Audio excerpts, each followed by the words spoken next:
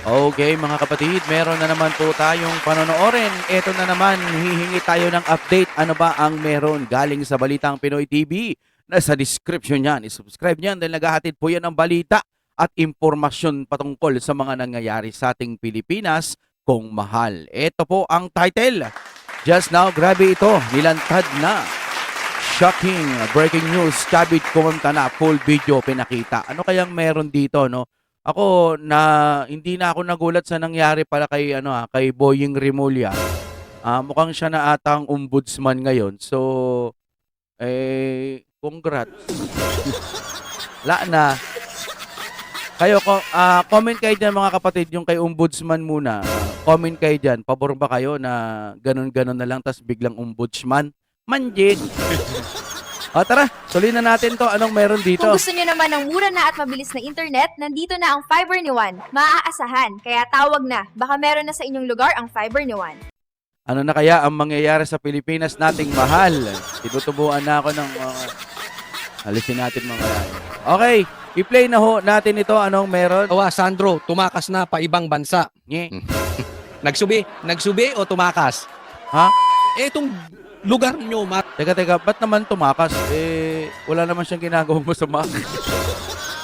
Tanong siya ng tanong, ano sa rin, Davao, bla bla bla. Yung lugar pala nila, no? Nakita yung mga anomalya. Ba't hindi nila imbestigahan, di ba? Tuloy muna tayo mga kapatid, ha? Alam nyo nang ibig kong sabihin. Itong administrasyon mo, nagnakaw na. Ghost project pa. Isipin mo, ninakaw mo na yung pera, wala ka pang ginawa. Ilang tarang kalokohan mo, di ba? Ngayon, grabe. Kaya nga buhay ang tawag eh. Garapal. Ibang klase. Ibang klase ngayon yung gobyerno Bongbong Marcos. Kaya nga sinasabi ni Chavit, importante dahil ngayon nangyari yan. Ngayon, administrasyon mo, Bongbong Marcos. Alam nyo, sinubukan na rin kasi mag-rally, no? Yung Iglesia ni Cristo about sa impeachment, gusto peaceful. Tapos, eto, nagkaroon ulit ng rally, nagkaroon din ng gulo. Away-away din, yung mga nagrarally, nag-aaway-away din. Nanggugulo yung mga makakabilang grupo. Makakabila, no? Wala na hong mangyayari sa Pilipinas nating mahal kung ganito. Kung hindi ho tayo magkakaisa, wala. Ibig sabihin lang nito, ganito kakapangyarihan ang pera pagdating po sa tao. Kahit gaano kakaprofesional. Na-stress na kasi ako, mamin eh. Mga kababayan ko, nakaka-stress pala yung ganitong vlog, pero lagi nyo po akong samahan para hindi na ako tamarin. Naiinis ako. Sa totoo lang, gusto ko 3 sa isang araw. Pero alam nyo, napanghihinaan na ako ng loob dahil ano ba itong nangyayari sa Pilipinas natin? Sa makmak na kaso, ang daming kaso. Tapos naitalaga pa rin. Naiupo pa rin. Yung mga ganun. Sabi ko, meron pa bang pag-asenso tong Pilipinas? Mayroon pa ba? Baka ang target nila 2028, wala nang makalaban. Lahat puro disqualify. Tapos panghawakan na lang nila yung Pilipinas. Ito naman mga mamamayang Pilipino, pagrarally, sila din mag-aaway. Wala na. Ano pa bang aasahan natin ngayon sa administrasyon ni BBM? Hindi matatapos. Napakalaki ng problema natin. Ipakukulong mo yung halimbawa yung isang senador o kaya pakukulong mo yung isang congressman, wala yan. Pagbabalik-balik lang. Unless ang makulong yung speaker at saka yung presidente. Dapat, kung talagang mapatunayan na may kasalanan sila, dapat, wala eh. Tingin ko walang mangyayari. Narito ang Balitang Pinoy TV. Tignan natin, baka may pag-asa pa. Okay? Ito po ang magiging topic natin for today. Excuses. Kumalat ang picture ni BBM ng insertion. Ito, kalat na to, kalat. Pangalawa, Sandro, tumakas na pa ibang bansa. Nagsubi o tumakas? Pangatlo, Chavit, marami pang ilalabas na baho patungkol kay BBM. Yan po magiging topic natin.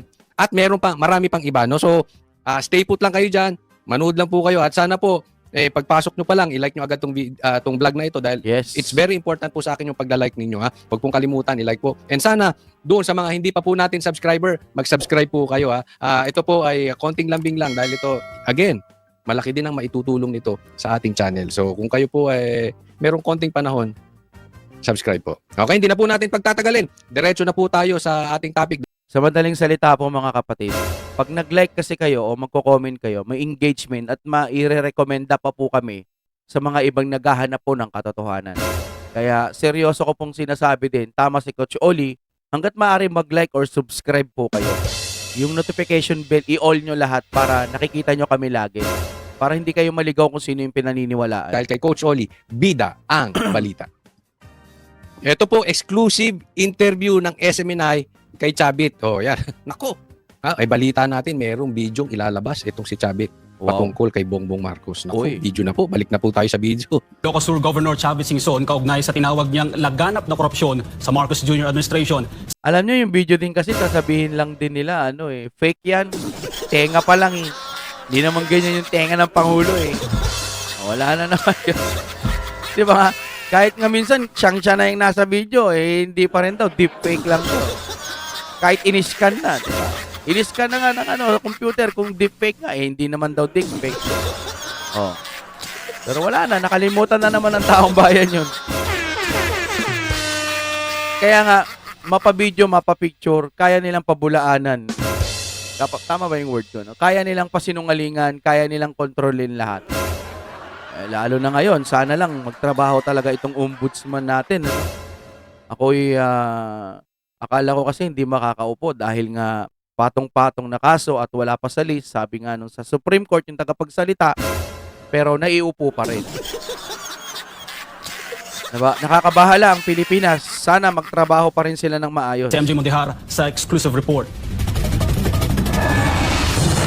Mahiya siya. Mahiya po kayo dahil ito nangyari sa panahon ng administrasyon nyo. Wag yung sabihin na kayo pa ang hero. No, puro tao nyo po ito, nakagawa nito. Maganda to binanggit ni Chavit Singson na ito.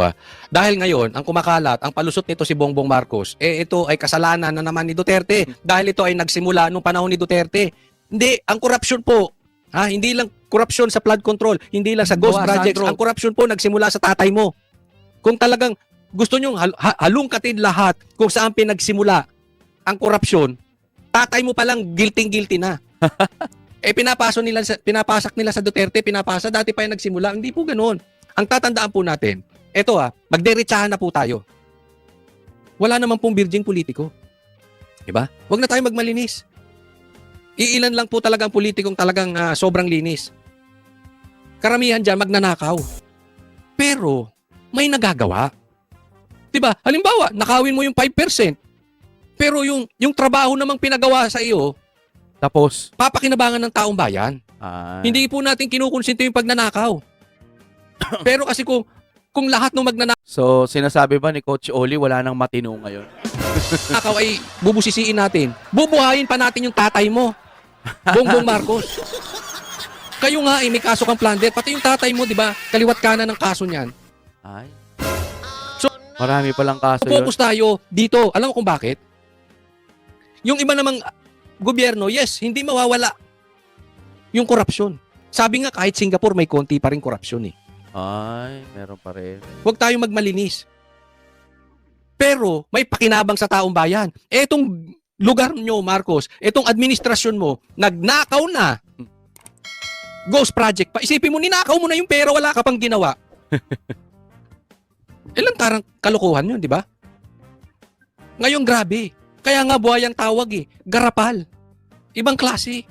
Ibang klase ngayon yung gobyerno Bongbong Marcos. Kaya nga sinasabi ni Chavit, importante dahil ngayon nangyari yan. Ngayon, administrasyon mo, Bongbong Marcos. At huwag kayong magbintang ng iba dahil it is your command responsibility. Yan ang maanghang na ba? Isa pa yun. Kung sakali naman, lagi natin binabanggit for discussion purposes lang, which I really don't believe. Pero kung sakali talagang walang kasalanan si Bongbong Marcos, nangyari sa'yo yan eh. Command responsibilities yan eh. Imposible namang hindi niya alam.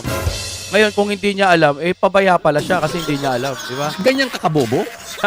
Ni former Ilocos Sur Governor Chavit Singson laban kay Pangulong Bongbong Marcos sa gitna ng anualya sa flood control at national budget. Sa eksklusibong panayam ng SMNA News sa mismong tahanan ni Singson, sinabi nito na command responsibility ng isang presidente kung anumang nangyayaring issue sa kanyang administrasyon. Matatandaan na sa kanyang 2025 State of the Nation Address, kinundina ni President Marcos ang korupsyon sa flood control sa kanyang termino at pinagsabihang mahiya naman ang mga sangkot dito. Ngunit para sa negosyante, hindi sapat ang pronouncements dahil dapat Putik yan, mahiya naman kayo.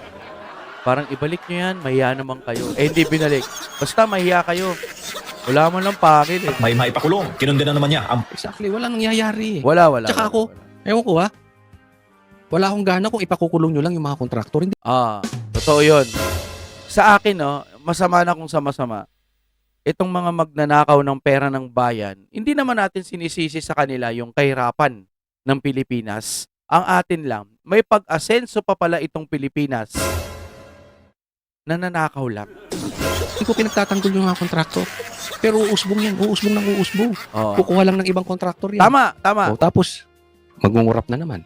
Di ba? Hindi dapat eh. Dapat talaga mayroong makulong. Alam mo, itong na malaking problema natin. Yung problema po ng bansang Pilipinas, sagad na po. As in, Tama. sagad na. Ito ay may tuturing ko, kung bagat sa isang tao, ito po ay gahaman na talaga sa droga. Talagang addict na. Yung konti na lang ma-overdose na. O kaya naman, kung bagat sa isang sakit, sa isang cancer, stage 6 na. Oo. Hindi lagpasan yung stage 4. Malala na po, malubha na po ang kalagayan ng bansang Pilipinas. Ihip na lang. Kaya nga, may punto rin yung sinabi ni Cayetano. Magsiresign lahat, overhaul. Kasi hindi po makukuha yan yung pakukulong mo yung bubwi. Eh, paano yung sabi ng attack dog? Sabi niya ng gano'n na, mauna ka. Para maging ehemplo ka. Utik niyang banat yan. Eh. Attack dog talaga, matalim yun ha. O gusto mo palang manawagang mag-resign lahat, hindi mauna ka. Sabi ni no? Ni Manang Claire, putik ang tindi talaga, no? Ang talim talaga kumagat. Asong-aso. Pakukulong mo yung contractor, wala eh. Hindi matatapos. Napakalaki ng problema natin. Ipakukulong mo yung halimbawa yung isang senador o kaya pakukulong mo yung isang congressman, wala yan. Magbabalik-balik lang. Unless ang makulong yung speaker at saka yung presidente. Tama. Or isa man lang sa kanila. Yan, malakas na bagay na yan. Bakit? Sila ang may hawak ng budget. Ngayon, nakita natin ang kapangyarihan ng House Speaker patungkol sa pera. Pera. Ang laki po ng kapangyarihan ng Speaker at Presidente patungkol sa pera. Grabe Ganun na lang kasi. Sumusunod sila, pinoprotektahan nila sa pamamagitan ng pera. Alam mo yung mayaman ka na tapos marangya na pamumuhay mo. May swimming pool ka pa siguro sa bahay ninyo. Meron ka pang kung ano-ano na sagana ka na siguro kahit 3 beses kang mabuhay. No? Mga ganon, di ba? Lagi kang inuulit yun eh. Pero hindi ka pa rin makukontento. Yung tipong kakampihan mo pa rin yung mga masasama. Ganon siguro talaga, no? Ang dumi pala talaga ng politika. So kung makakalusot si Tambi, hindi man siya makalusot, matanggal lang. Magpapaulit-ulit yan. Why? Oo. Sobrang powerful ng House Speaker, sobrang powerful ng Senate President, ay ng President. Uulit siya, mangungurap ulit. Unless yung may power sa pera, mapakulong, mabitay, o kung ano man, maturuan ng leksyon. Sa akin, kung sino man mapatunayan, dapat mabitay ho. Eh, kasi kung mabubuhay lang yan sa kulungan, maghahari lang yan sa kulungan. Dahil pera eh. Yan, titino lahat yan. Kasi andoon ang ulo ng problema eh. Andoon kung sino kumukontrol ng pera ng Pilipinas. Pag yan pinakulong mo, hinto ang korupsyon. Yan lang ang nananatiling pag-asa ng bansang Pilipinas. Dahil sobrang lala na tayo. Kaya kung hindi mapakukulong or hindi mapaparusahan, either yung presidente or yung House Speaker, delikado po tayo. Delikado po. tanong pagpapahinto ng flood control probe sa Senado. Ngayon, hinto na. Grabe, no, hininto. Wala pa na demanda. So, niloloko lang po tayo. Eh paano naman kasi si Ping Lacson? Hininto na yung hinto na yung investigasyon. Di ba lakas mang gago? Magre-resign lang, mag-iiwan pa ng kalokohan. Sa madaling salita, wag Biruin mo tingnan nyo mga kapatid. Siguro naman may mga isip kayo. Yung mga walang utak dyan, hayaan nyo na. No? Hayaan nyo na, wala, di nila naiintindihan yan eh. Ang naiintindihan lang nila, mayayaman kasi sila. O yung mga mahihirap na mga walang pakialam sa pagbabago, ayaw nila ng pagbabago. Itong video na to, yung mga sasabihin ko, para to sa mga taong naniniwala pa na meron pang pagbabago. Isipin nyo na lang mga kapatid wala nang imposible sa kanila. Kung maidadala nila sa dahig, kahit walang jurisdiction, maidadala nila. Ang tawag dito, si Chavit, nagsasalita na rin. Kahit mayaman, kahit maraming pera, pero wala pa rin nangyayari. Sa Senate hearing, matuturo na, nandiyan na. Ayan na, natitiklo na. Tuturo na, dadamputin nyo na lang at iimbestigahan. Pero, tinigil nyo pa. Pansamantalang itinigil nyo. Wala na tong Pilipinas kung ganun. Di ba? Ang sakit ho sa ulo. Wala na eh. Ako, napanghihinaan na ako ng loob. Sorry pero magpapatuloy pa rin ako mag-vlog. Kung ano yung nararamdaman ko, hindi ako magiging plastic sa inyo. Sasabihin ko, napanghihinaan ako sa ng loob ko. Kasi, kahit yung mga imposible naman dapat maitalaga, na itatalaga pa rin nila. Yung mayayaman na concern sa taong bayan, nagsasalita na, pero wala pa rin. Ito si Ping Lacson. Ano matawag doon? Ininto muna, pansamantala. Wala na, nandiyan na ang ganda na eh. Ihinto nyo, nakikita na ng taong bayan. Tapos ngayon, yung taong bayan naman, pag magrarally, mag-aaway-aaway din. Magpaparinigan muna sa Facebook. Pagdalo, maninira ng mga kung ano-ano. Yung pala, parang binayaran din. So, wala na. Sa ngayon, nakikita ko, kailangan natin ng palitan talaga yung pamumuno. Wala kahit senador, walang nangyayari. Senador ka na, pero pakiramdam namin, parang binabayaran ka lang din. Wala na tong Pilipinas, mga kapatid. Kayo, sa tingin nyo, sa panahon ngayon, yung mga nangyayari, ano pa bang pinakamatibay na pwede nating gawin? Kahit people power, wala, ayaw din magkaisa eh. Wala na rin pakialam yung iba eh. Mayayaman eh.